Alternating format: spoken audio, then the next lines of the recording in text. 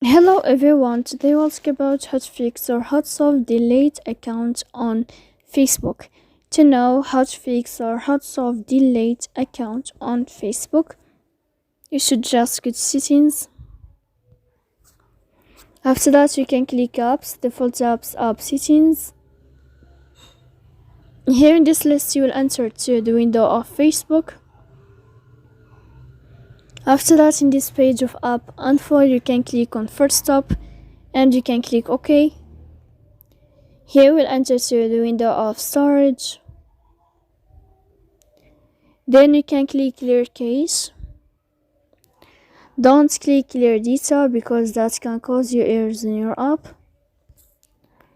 In the end, you can turn off your phone and you can wait a moment to turn on your phone again. So please don't forget to support us by like and subscribe. See you next time.